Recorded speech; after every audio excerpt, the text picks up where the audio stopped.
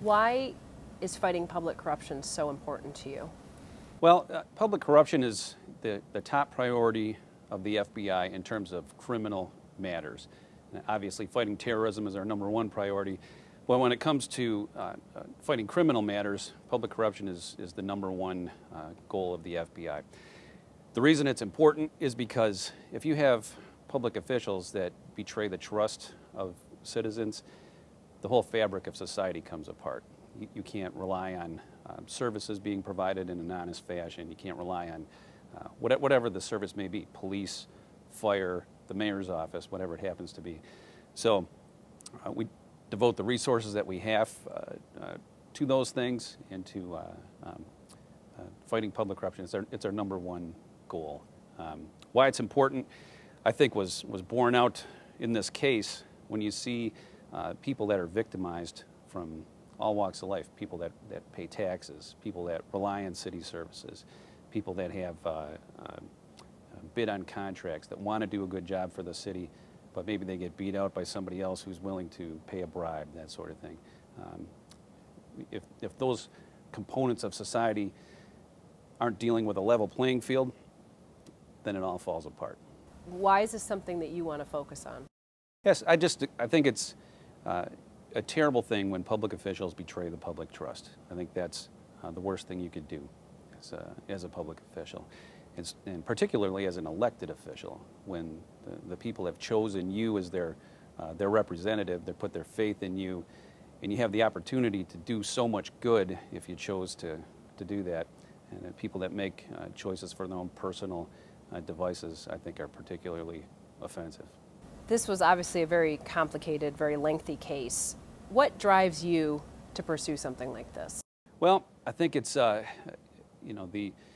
first of all, the level of evidence that you saw, the level of corruption in this case was described by the Assistant United States Attorneys as breathtaking. I certainly agree with that. I think any spectators that were there in the courtroom, and certainly the jury at the end, would probably agree with that. The breathtaking nature of the corruption, the number of people involved in that in the corruption, and in particular the reputation that it gives to Detroit and Southeast Michigan. You know, if people engage in self-dealing and bribery and extortion like that, those kind of cases have ramifications far beyond Southeast Michigan. If you're say a business person from a different state and you're thinking of relocating to Detroit, and you come here and a public official or a bag man or whoever comes and approaches you and hits you up for a bribe payment, and you say no and go back to your home state, you're going to tell that story for the rest of your life anytime anybody ever mentions Detroit. You're going to say, well, guess what happened to me, okay? And that's going to take other people, take their interest away from the city of Detroit, and they'll decide to invest elsewhere. So you can pick up any newspaper, listen to any TV news station, and see the challenges that we have in Southeast Michigan. To add that on top of it, those kind of challenges, and deter business away from the city, I think is just a terrible thing. So it's a very rewarding work when you can do something about that. It can be frustrating if you can't do anything about it, but I think everybody that works in public corruption matters would agree it's important work. Well, we saw that with how Mr. Rosendahl testified, how somebody said, well, that's just how they do it in Detroit. Sure. I mean, that's horrible. Yeah, and if you recall his testimony, that those were things he had heard elsewhere. Okay, those were things that perhaps people had heard those stories. Those people may not have even been to the city before. They don't know the good things that happen in the city. So those stories get told over and over again, and that's just a terrible thing. We don't want to be known for that kind of behavior. I know you weren't the only one that worked on this. You obviously had a huge team that worked with you. But do you ever step back and look at the role that you played in changing the political landscape here in Detroit? You know, I look at it as a team, like you said. I mean, these are some of my best friends in the world now as a result of this case, and the team that we've gotten together. And yeah, I think we do look at it as worthwhile work. We look at it, we like the work that we do. I don't think we stop and say, hey, we've fixed the problem, let's go do something else. But yeah, like I said, it's rewarding work. I think we're pleased with the result that we've had here. But you feel like you've made a difference? I think so. I think that's hard to deny. We've had some convictions, a serious number of convictions. We've changed minds. There are people that come up to us all the time and thank us for the work that we do. People are very appreciative. And these are people from all walks of life. We're talking about people from, city employees to other contractors who would like to bid on projects, to people from the city, people from the suburbs. It seems to be just a unanimous support of our efforts here. I've been very positively affected by the public's opinion of what's going on. What was your first sense that something was amiss in the Kilpatrick administration? Well, we had a number of different people who had given us information. And in a public corruption case, and this is no different from any other public corruption case in terms of this, that you can't open a public corruption case on single source information. We would never take the word of one person and potentially ruin a public official's reputation. It always has to be more than one source. In this case, we had quite a number of sources, and there were sources that range from things like maybe another agent would have a case and there'd be a defendant that would cooperate, provide some information, or someone would call with a complaint, or maybe another contractor would make a complaint and that sort of thing. And then at some point where we'd heard enough multiple sources of information, we put that together in a memorandum.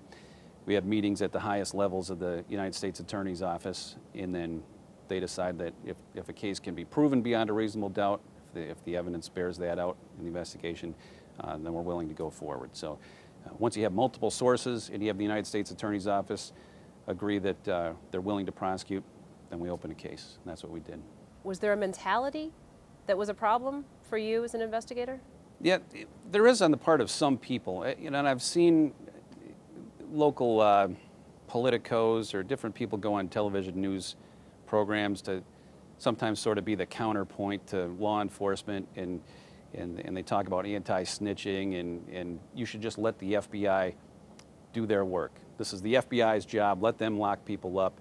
You don't get involved. You don't have to participate in that sort of thing.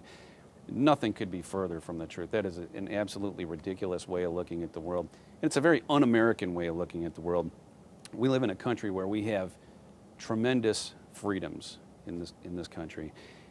With that, we have responsibilities. Okay, there are some countries in the world where if the government doesn't like you or you're an enemy of the government, they'll pluck you off the street corner and put you in prison, and that's it. Okay, that doesn't happen in this country. We have to do things based on evidence, based on probable cause. That's how we bring cases.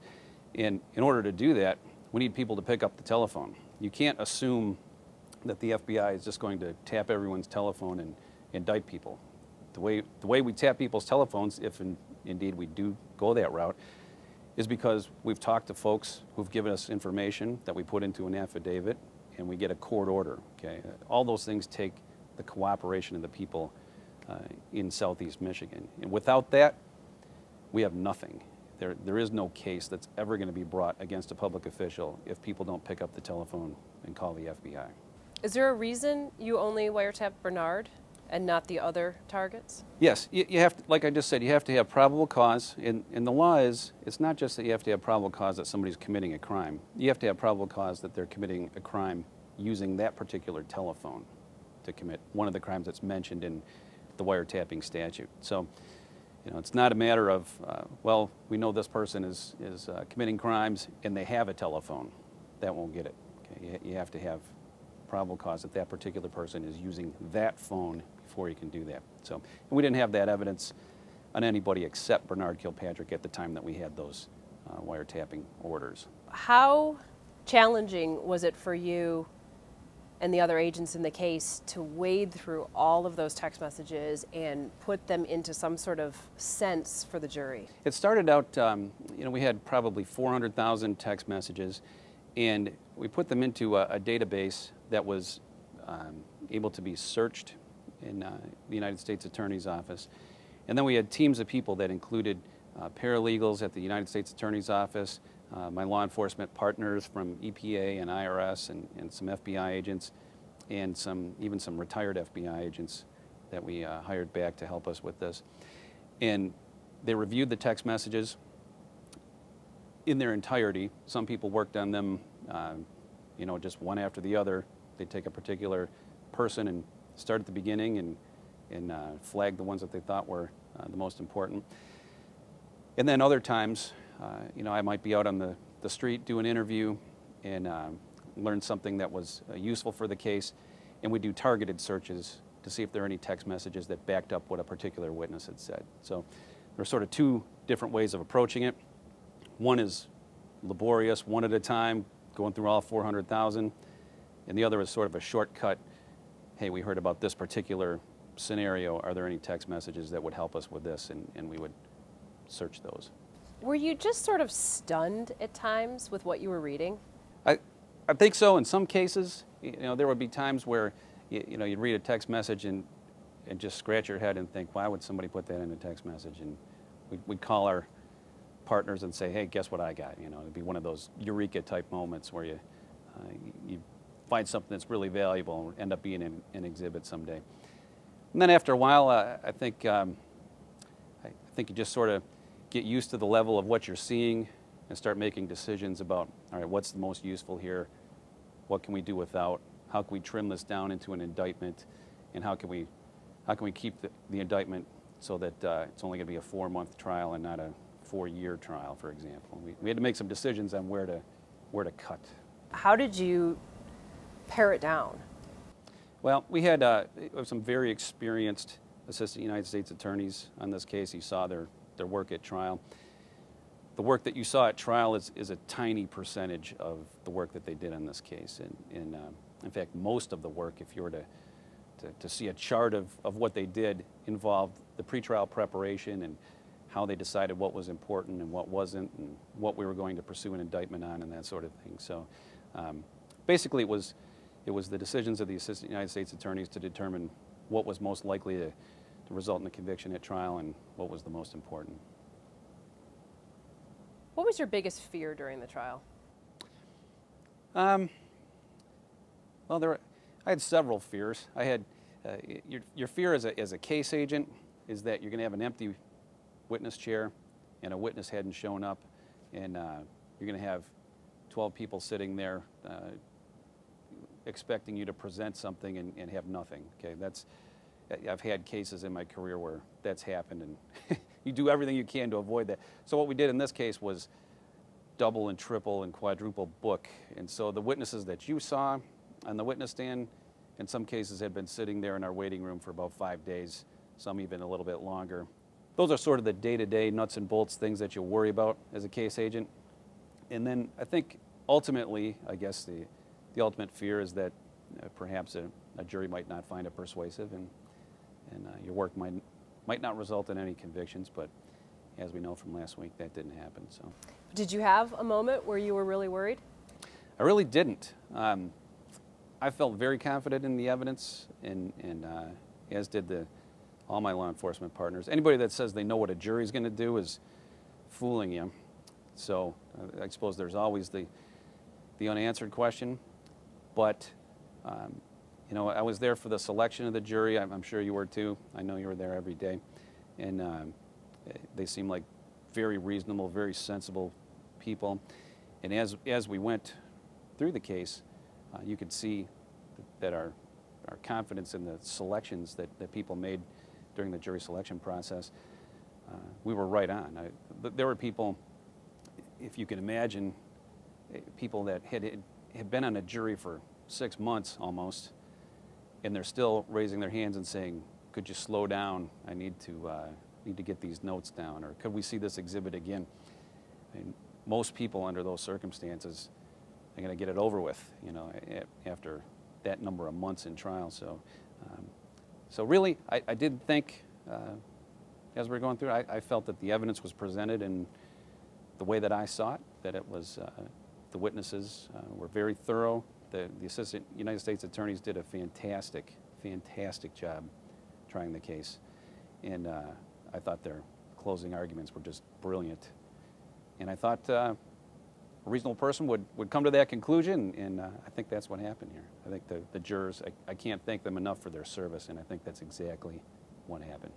You had a lot of material you had to get across to the jury. I would imagine that you still felt some pressure. Yeah, well, there's pressure. There's no getting around it. I mean, you have a lot of facts you have to keep in your head, and that's true for me as the FBI case agent. I'm sure you saw Carol Paskevich testify with everything they had to do with the water department, and I think she probably knows more about the water department than probably half the people that work there. And Rowena Shook and Ron Sauer with the IRS, and putting all those financial documents and charts together and that sort of thing. So we have sort of a division of authority or division of responsibility where we take the different corners that we're best at and try to stick to those things. So not one particular case agent had to have the entire thing in their head at any given minute. Now, having said that, there's a significant number of things you have to have in your head to do it effectively. You have to be prepared. There's a lot of late nights, a lot of a lot of weekends spent studying transcripts and knowing what you're talking about, so they don't somebody doesn't take advantage of you in the witness stand. But that's just really a matter of preparing with the assistant United States attorneys and knowing your subject matter. I saw you cramming. I saw you with your I was. the day before. I spent every free minute for quite some time, as did the rest of the law enforcement agents there.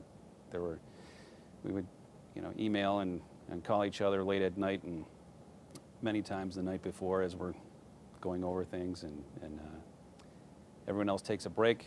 We go back and hit the books and prepare for the next trip to the witness stands. How much did this case impact you on a personal level? Well, my wife would probably give you a different answer.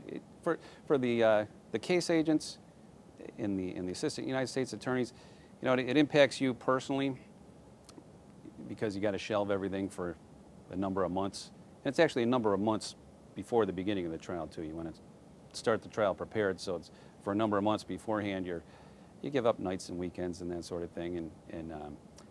But if it's something that you really love doing and it's something that you're passionate about, I think it's easier to do for the case agents than it is really for our families. I mean, all they know is you're not here on the weekend, you're not here, or you're coming home late, or that sort of thing. So from that standpoint, it can take a toll. But it doesn't happen every day. It doesn't happen every year. This is the biggest trial I've ever had in terms of measured a lot of different ways, but certainly by the number of months that it took. So it's not like this happens all the time. What was going through your mind when you heard that verdict? I think my heart was pounding as much as everybody's. It was certainly a dramatic moment, one of the most dramatic moments that I've experienced in my career. I think even a casual observer who didn't know what was going on, if they'd have walked into that courtroom at that minute, would have felt the drama of the moment. And I was just relieved that it worked out the way it did, and that that the jury saw it our way, that they thought that they were guilty of count 1, the RICO conspiracy. That meant a lot to me. You feel absolutely positive justice was served? Absolutely, 100%. Are you proud of the role you played? Yes. Yeah, I'm proud of, I'm proud of the FBI in general, our team in particular, and the dozens of FBI agents that help me on this and support people in my office, and the support people and the assistant United States attorneys in the U.S. Attorney's Office, and my law enforcement partners. This is a great example of how people work together. We get you sort of see a depiction of the FBI on TV, where in the movies and so forth, where it's sort of a one-way street, and they kind of take things over and don't participate in with local law enforcement and so forth. And nothing really could be further from the truth. I think you could probably see that during this trial, that we depend on our other law enforcement partners just like we do other FBI agents. And some of those people are my very best friends, and it's just a big team atmosphere, big collegial atmosphere. Were you frustrated that the jury was hung on Bernard Kilpatrick with the RICO count? No, No. I think there could be any number of reasons for that. I don't think we'll ever know. That's the province of the jury, and we're just going to leave it at that. I think it was, the verdict is quite satisfactory as far as I'm concerned. Do you remember a moment as you look back when you realized how widespread the corruption was? Was there an oh my gosh moment? Well, I think when you look at, this was probably around 2008, 2009, when you started to see the numbers of convictions of people that were in the administration. You know, there were everybody from a person who was deputy mayor on down to legislative assistant, or executive assistants, I should say, to an executive protection officer, to consultants, to, I mean, contractors. That's quite a few people in one area in the city-county building, you know. I mean, that just says to anybody who was trying to do business the right way between 2002 and 2008, the odds were really against you. I mean, that's a lot of people that were necessary to the administration of the city. So I think around that point, when we started to see the number of people and the different roles that they played, and if you thought about it from the standpoint of a contractor with the city, you know, what you would have to do business the right way, you'd have to deal with people who were involved in criminal activity, and that's just a terrible situation.